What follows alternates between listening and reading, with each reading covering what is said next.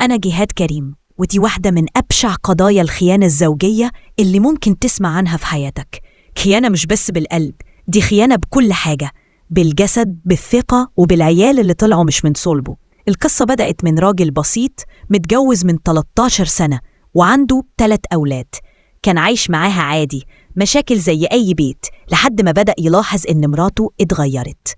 بقت عصبية، بتتعصب على أقل حاجة، بتتأخر بره البيت، والموبايل بقى في إيدها 24 ساعة.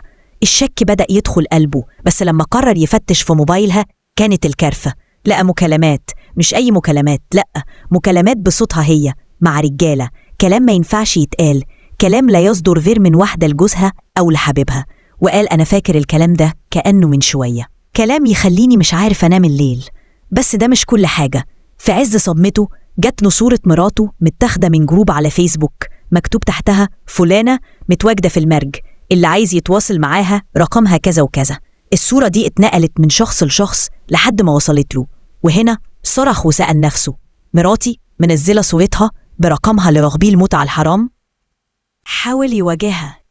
كانت المفاجأة إنها خدت ال3 أولاد وطفشت بيهم، وراحت رفع عليه قضية خلع، ومن غير حتى ما يحضر جلسة خدته غدر وطلقت نفسها، وهو لا عارفه يشوف ولاده ولا يعرف مكانهم فين. الصدمة الأكبر إنه لما واجهها بالمكالمات والصور اعترفت له ال3 ولاد مش ولادك، إنها الراجل اتكسر. قال أنا كنت ممكن أخلص الموضوع في دقيقة، كنت ممكن أضيعها، لكن أنا راجل بحترم القانون وقلت أرجع للقضاء المصري. رفع قضية إنكار نسب، بس هنا جت المصيبة القانونية. بس الولد للفراش وللعهر الحجر، يعني القانون في مصر بيثبت نسب الأولاد للزوج طول ما هو عايش معاهم وتحت سقف واحد. طب وهو ذنبه إيه؟ يربي 3 أولاد مش ولاده، يصرف ويكافح سنين، وفي الآخر يكتشف إنه كان عايش في خدعة كبيرة؟ قال أنا ربيت عيال مش عيالي، وكنت شايل واحدة على دماغي ما تستاهلش حتى أبص في وشها. الراجل اتعرض لمحاولات تهديد، ناس جت له عشان ياخدوا منه الموبايل، واتعمل معاه محضر رسمي، واتاخد عليه حكم بالسجن 1 سنة للناس اللي هددوه. بس لحد النهاردة مفيش تنفيذ. بيسأل ليه محدش اتقبض عليه؟ ليه حقي مش بيرجعلي؟ ليه القانون يوقفني وما يوقفش اللي حنوني؟